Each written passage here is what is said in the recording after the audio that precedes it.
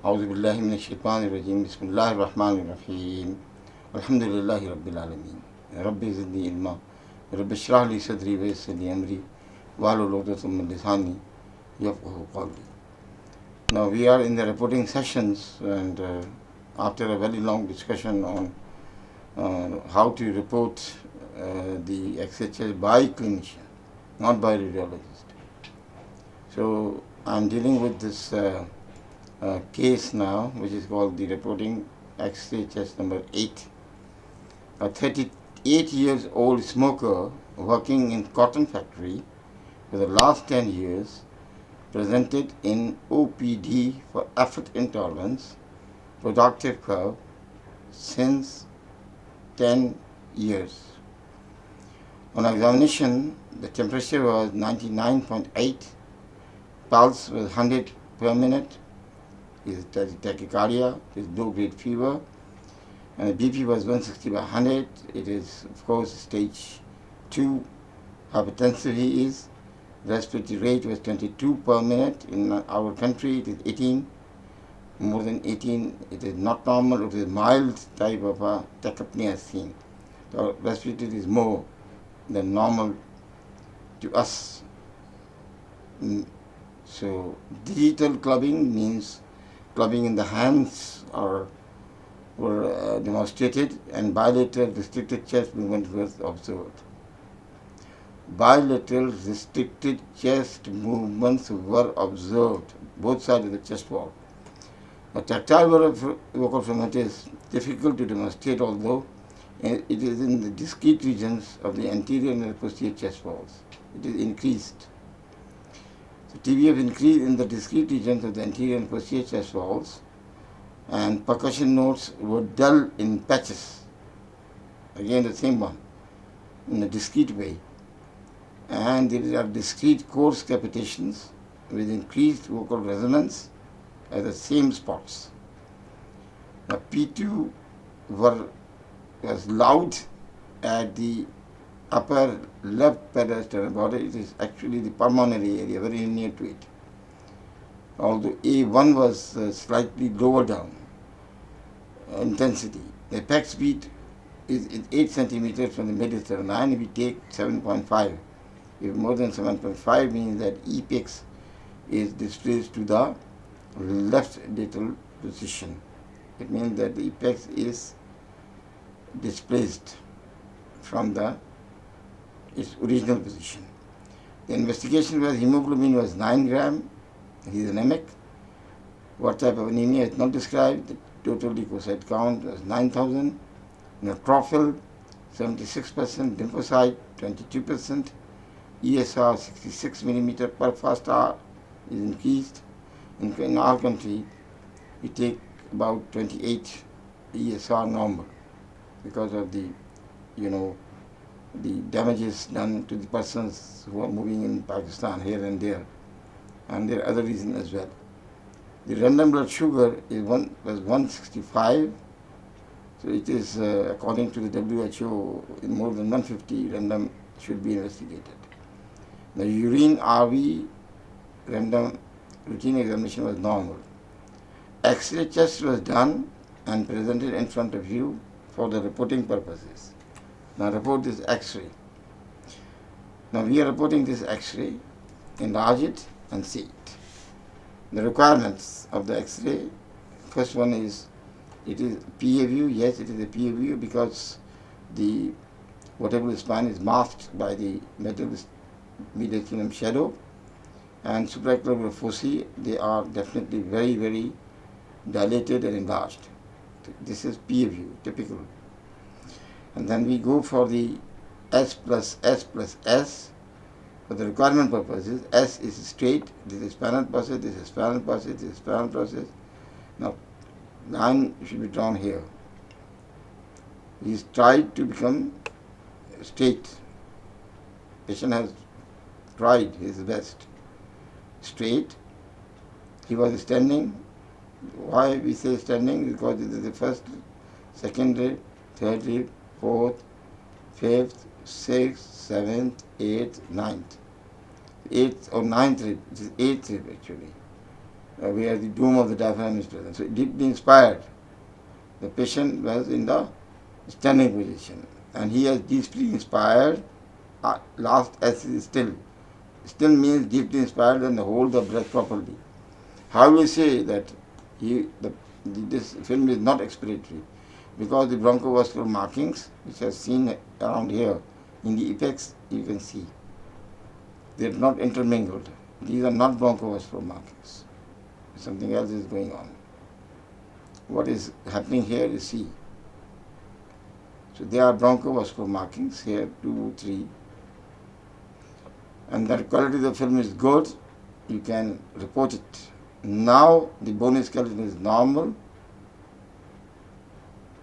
His clavicles are normal. Look this first border, upper border and lower border, first rib, the second rib, upper border, lower border, third rib, lower border, upper border, fourth is not seen clearly, fifth is not seen.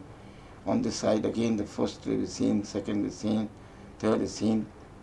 The intercostal spaces, look the very, very close proximity of the second and the third and fourth and the fifth rib. Approximated, very narrow spaces. Normally they are 2.5 centimeter. It is narrowed to 1.5. And this is very important finding in this X-ray. Although it is not a very major finding, but it is a very good finding for the descriptive purposes. And then we go for the scapula. The medial border is not visualized. It means it's gone out from the X-ray. So it's a good X-ray. Cervical spine is seen here above. Thoracic spine is here. No accessory rib is seen. No. And then we go for the soft tissue shadows around it. Here, here, here, here, here, and upper part of the neck. In this, there is nothing significant seen in these soft tissue shadows are concerned. Then the position of the trachea is this. Like trachea is moving like this. Normally it is 10 degrees towards the right side. So if you will make the angle here, one line is drawn here and one is here, and measure it. So it is about 15 degrees towards the right side, slightly deviated towards the right side, you can see. Otherwise there is not significant deviation seen in this case. Because upper lobes are clear. There are middle lobes and lower lobes which are affected by their pathology. We don't know the pathology yet. And then we compare the upper part of the lung. Now lung fields are divided into 6. Lung fields are divided into 6. By second, one line is drawn. By the fourth, one line is drawn. Imaginary. The upper, right middle, right lower, left upper, left middle, and left lower. What are the normal components of the spaces or the regions? Are the aerograms and the bronchovascular markings and their proportion. Now here you see in the middle zone and the lower zone on both sides shows abnormalities, aliens. Now this is the opacity we see here. It is a non-homogeneous opacity and on both sides. Here it is 1, here it is 1. The non-homogeneous opacities are seen. Now see what is the reticulated pattern is seen or not. The thick bands of reticulations are seen. You see the reticulations. Here you see these reticulations. Their crossover bridges are formed. And this is a reticulated opacity which is seen here and is forming the spaces inside in it, small spaces. Look here, spaces. Small spaces are in this.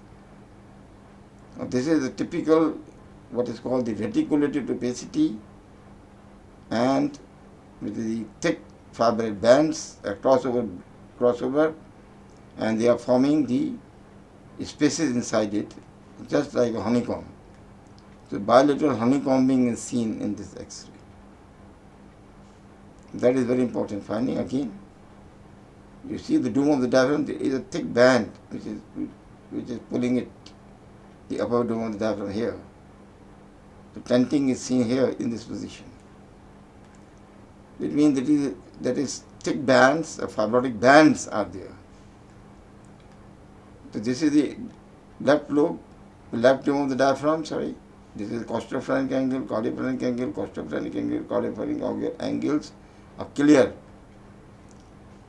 And then the lower part of the middle mediastinum.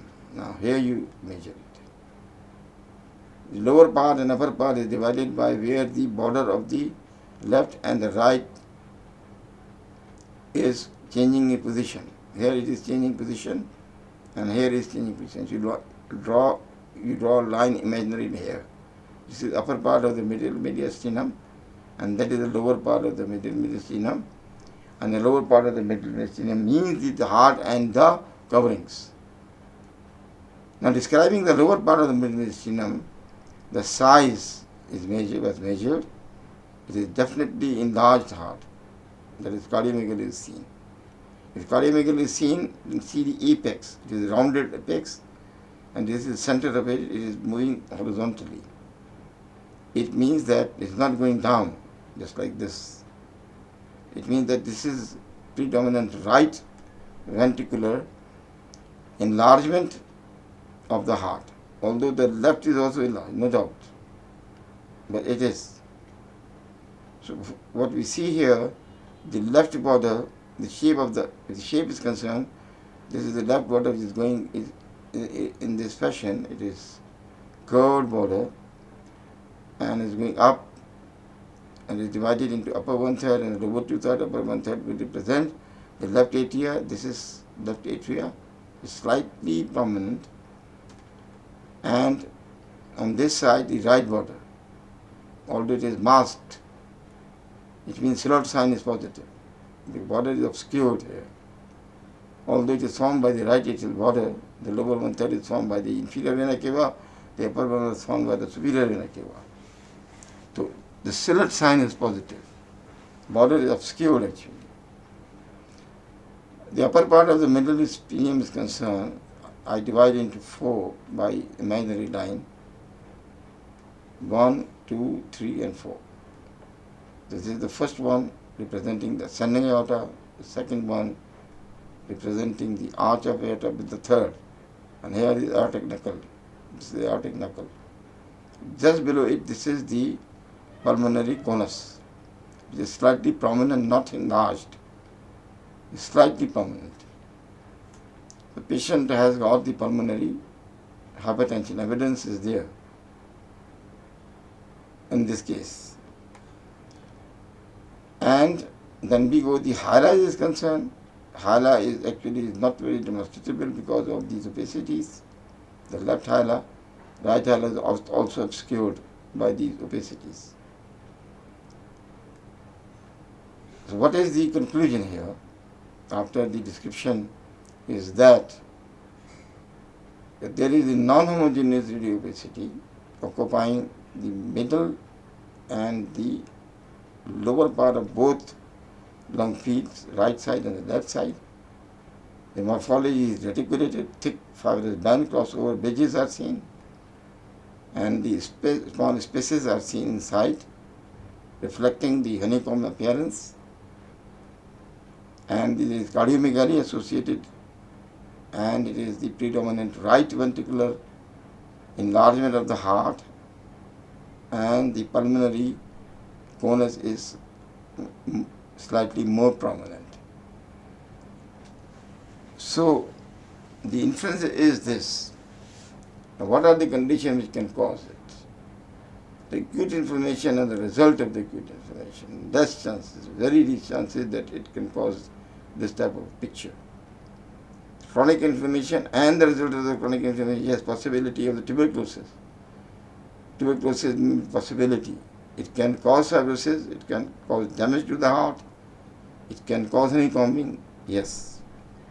The fungal infection, different fungal infection can cause the honeycombing. Yes, it is possibility. As far as allergic reaction is concerned, the one is called the extensive allergical rhinitis. It will cause this type of picture, this possibility. And then we go to autoimmune diseases. Every autoimmune disease is interstitial lung disease. It will cause the same thing, thick fibrous bands causing the honeycombing. It is a possibility.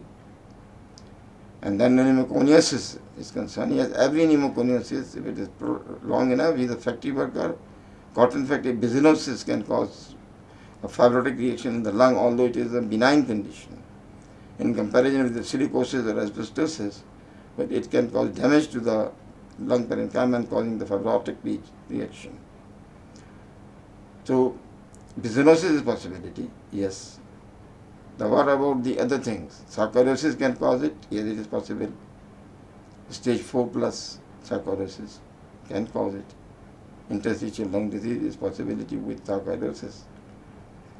And the parasitic infestation of the lung, like for example, the Ascaris pneumonicoides is causing the Lopfler's type of a syndrome. If it is not treated and repeated infection occur with the Ascaris pneumonicoides or other parasites which are invading the lung, cause the fibrosis of the lung. Now, up to date, one thing is more, remember, after coronavirus infection, there are chances of about 10% chances, you can say.